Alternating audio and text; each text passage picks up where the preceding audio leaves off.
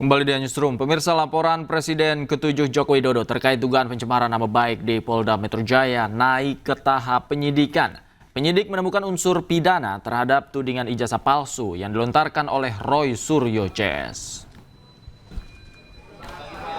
Hal itu berdasarkan gelar perkara yang dilakukan oleh penyelidik Polda Metro Jaya pada hari Kamis kemarin. Selain laporan yang dilayangkan oleh Jokowi, Polda Metro Jaya juga menangani laporan lain dan 3 diantaranya juga telah naik ke tahap penyidikan. Polisi telah mengantongi sejumlah bukti yang diberikan oleh Jokowi dan kuasa hukumnya. Dalam kasus ini, polisi juga telah meminta keterangan sejumlah pihak, diantaranya Roy Suryo, Dr. Tifa, Rismon Sianipar, Dian Sandi, hingga ajudan Jokowi. Berdasarkan hasil gelar perkara tadi malam, maka terhadap laporan polisi yang pertama, pelapornya adalah Saudara Insinyur HJW. Dalam proses penyelidikan yang sudah dilakukan, dalam gelar perkara disimpulkan, ditemukan ya, hasil penyelidikan sudah ditemukan dugaan peristiwa pidana sehingga perkaranya ditingkatkan ke tahap penyidikan. Sebelumnya 30 April lalu, Presiden ke-7 Republik Indonesia Joko Widodo mengambil langkah hukum atas tudingan ijazah palsu. Total ada 5 terlapor dalam kasus ini, diantaranya mantan Menpora Roy Suryo, ahli digital forensik Rismon Sianipar, Dr. Tifauzia Tiasuma, Rizal Fadila, serta seseorang berinisial K. Kelimanya dilaporkan atas dugaan fitnah dan pencemaran nama baik melalui media elektronik.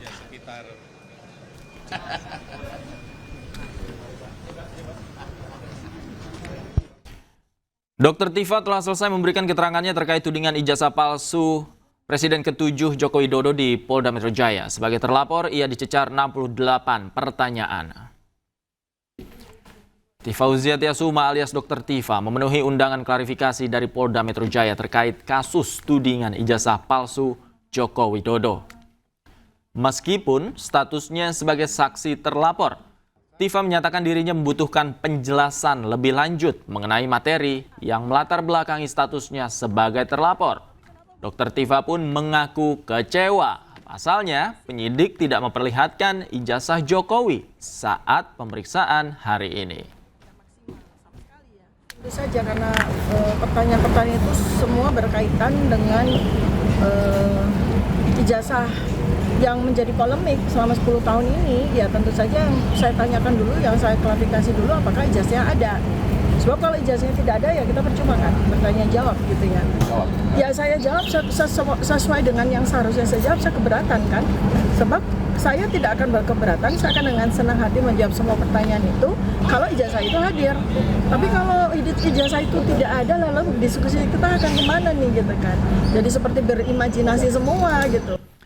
Dan untuk membahas lebih dalam terkait kasus tuduhan ijazah palsu Jokowi yang kini naik penyidikan, kami telah terhubung dengan Abdullah Al-Katiri, kuasa hukum Dr. Tifa, dan Firmanto Laksana, kuasa hukum Joko Widodo. Selamat malam Pak Abdullah. Pak Firman, apa kabar? Baik. Selamat malam, Gavi. Baik, saya ke Pak Abdullah terlebih dahulu. Pak Abdullah, kasus ini sudah naik ke tahap penyidikan. Tanggapan Anda seperti apa? Iya, perlu saya jelaskan dulu bahwa ini ada 2 laporan ya. Laporan yang dilaporkan oleh Jokowi sendiri, ya kan. Yang satu laporan yang dilaporkan oleh, saya tidak tahu kelompok kubu Jokowi ya. Ya pasti dong yang itu membela Jokowi ya. Itu udah 5 Polres dijadikan satu di Polda. Jadi laporan ini di 5 Polres. Di Bekasi, kemudian ada di Depok dan sebagainya, ada kalau nggak salah ada Solo juga ya kalau nggak salah. Dijadikan satu, diperiksanya di Polda Metro Jaya. Ya, sekarang saya baru juga dengar, saya kebetulan ada di satu tempat, kebetulan tadi di Kompas TV juga, itu bahwa ini sudah ditingkatkan menjadi penyidikan, ya kan? Nah, tadi barusan saya juga dengar dari iNews bahwa penyidikannya adalah perkara yang sehubungan dengan pasal-pasal pencemaran nama baik. ada 310, kemudian 311 dan sebagainya, dan ada juga yang di Undang-Undang IT ya, pencemaran nama baik secara digital, secara IT. Kami sudah tekankan berkali-kali dan kami sudah beritahukan pada Bareskrim kemudian Polda bahwa ada undang-undang lain, yaitu Undang-Undang ya, nomor 31 tahun 2014. Undang-undang ini adalah undang-undang perlindungan saksi dan korban. Pasal 10-nya itu jelas, ini undang-undang ya, bukan perkap ini. Bahwa jika ada laporan, ya kan, maka tidak dapat dilaporkan balik apalagi dengan pasal pencemaran nama baik. Oke. Itu jelas sampai inkrah, baik itu terhadap pelapornya sendiri maupun saksi. Ya. Ini kan seharusnya tahu kepolisian ini gitu loh. Karena ini kan undang-undang. Coba bayangkan kalau setiap ada orang lapor, dilaporkan balik, dilaporkan balik dengan pencemaran nama baik. Tidak ada laporan di Indonesia ini. Pada takut semuanya. Pak Abdullah, dalam hal ini maksud Anda dengan Undang-Undang Perlindungan Saksi dan Korban, Dr. Tifa ini adalah saksi? Iya. Karena dia itu saksi. Selain dia juga ahli ya. Dia juga saksi. Karena dia berangkat ke mana namanya, ke UGM, kemudian dan sebagainya, itu kan dia menemukan sesuatu ya, menemukan dokumen-dokumen dan sebagainya dan mempertanyakan sesuatu, itu kan saksi. Apa yang dilihat, apa yang didengar dan apa yang dilakukan. Jadi mereka ini juga saksi, baik Roy Suryo, baik itu, ya kan, itu tidak bisa. Bahkan ketentuan itu pasal 2-nya menyatakan, ya kan, mereka itu laporan balik ini tidak boleh dilakukan, apalagi pencemaran nama baik ya, wajib dihentikan. Tapi ini kok lanjut begitu loh. Berarti menurut saya kepolisian itu melanggar undang-undang ini. Baik. Pak Firmanto, bagaimana tanggapan Anda? Ya, jadi sesungguhnya ini kan adalah yang hari ini kita dengar laporan Bapak Jokowi dinaikkan ke tahap penyidikan. Dan ada beberapa laporan lainnya yang kebetulan bukan kami sebagai kuasa hukumnya, namun intinya dinaikkan juga ke penyidikan terkait dengan penyebaran fitnah dan sebagainya. Jadi terkait dengan itu perlu kami sampaikan di sini, kami pertegas bahwa laporan yang disampaikan oleh klien kami Bapak Jokowi itu sangat berbeda dan tidak ada urusannya dengan laporan yang ada di Bareskrim Polri. Terpisah itu.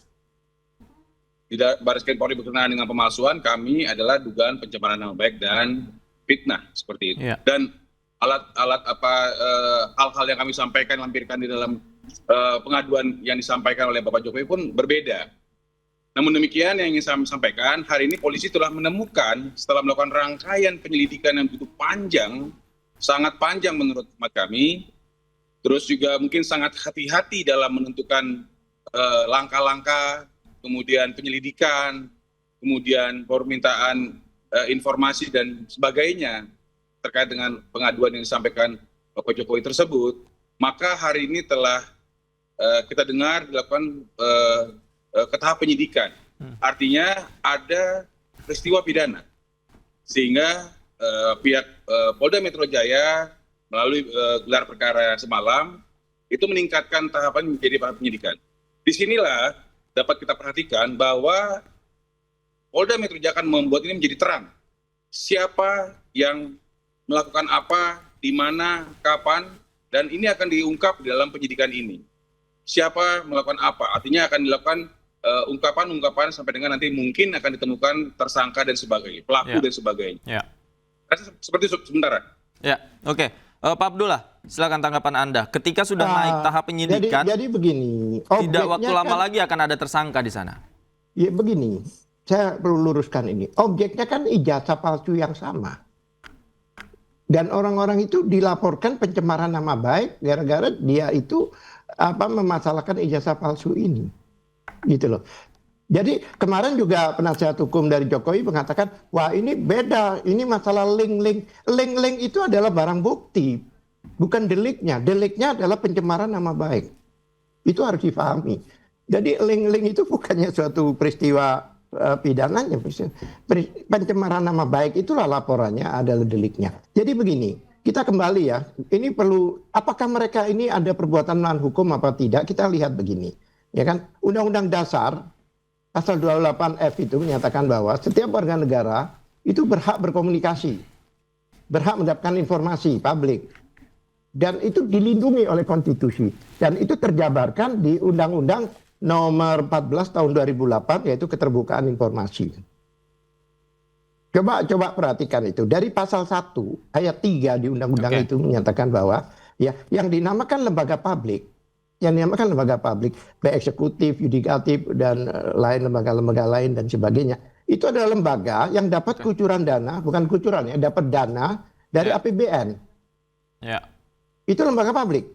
Contohnya UGM. UGM itu mendapatkan dana dari walaupun tidak keseluruhan.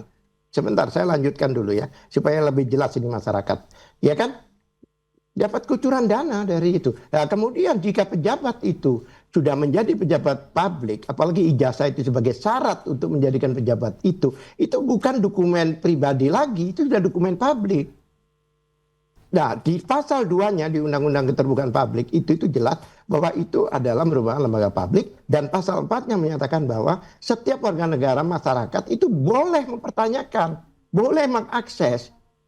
Contohnya ya, apalagi ijazah. Kalau orang itu sudah menjadi pejabat publik, hartanya pun harus dideklar. Ya, oke. Apalagi ijazah. Jadi sebenarnya yang dilakukan orang-orang ini konstitusional. Bahkan yang dilakukan oleh UGM dan KPU yang mana dapat kucuran dana dari APBN, mereka itu melanggar konstitusi dan undang-undang. Karena mereka tidak mau membuka diri pada masyarakat yang seharusnya dilindungi oleh undang-undang itu.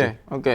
Pak Firmanto, tanggapan Anda terhadap argumentasi yang disampaikan Pak Abdullah? Ya, sebenarnya apa yang disampaikan oleh rekan kami ini, Pak Abdullah, adalah hal mungkin yang disampaikan pada saat penyelidikan. Saya percaya itu semua sudah disampaikan pada saat penyelidikan. Karena tentu ketika itu disampaikan, maka dilakukan analisa, maka dilakukan gelar perkara, maka dilakukan pengkajian yang sangat mendalam, pemeriksaan sangat mendalam. Yang perlu kami sampaikan pada prinsipnya adalah, pada saat kami mendampingi Bapak Jokowi membuat pengaduan di Polda Metro Jaya, Bapak Jokowi membawa ijazah asli Bapak, menunjukkan dari mulai saat melaporkan, kemudian pada saat dimintai keterangan dan sebagainya, dan akhirnya difotokopi sama pihak penyelidik, dan itu yang dijadikan bahan dari laporan kami. Dan yang disampaikan tadi sama Pak Abdullah sesungguhnya adalah sudah disampaikan terus oleh tim daripada Bu Tifa CS, yang memang sudah dapat kita dengar berkali-kali selama beberapa bulan ini, dan tentu itu sudah dieksaminasi oleh pihak penyidik. Dan hari ini pihak penyidik sudah menyimpulkan dengan berbagai upaya dan eksaminasi, sehingga pihak penyidik melalui gelar perkara yang tadi malam memutuskan untuk menaikkan ini ke tahap penyidikan. Artinya sudah ada tindak pidana. Di dalam tahap cara tindak pidana ada nggak peristiwanya? Ada, kemudian dinaikkan menjadi tahap penyidikan. Nah, saat ini kita akan melihat seperti yang tadi saya sampaikan, siapa melakukan apa, kapan, dan merugikan siapa, kira-kira seperti itu. Ya, tentu itu yang akan kita cermati. Saya tidak berani masuk terlalu jauh dalam apa yang dilakukan oleh penyidik, karena itu domain penyidik. Saya rasa demikian. Oke, baik. Sudah ada unsur pidana, namun kita lihat nanti tersangkanya siapa. Terima kasih. Sayang sekali waktu kita terbatas, sebentar. Pak Firmanto, terima kasih banyak. Pak Abdullah, terima kasih banyak. Sayang sekali waktu kita terbatas. Kita terbatas waktu. Nanti di lain kesempatan kita undang lagi Bapak untuk diskusi dalam kasus ini lagi. Terima kasih Pak Abdullah, Pak Firmanto. Selamat malam, sehat selalu.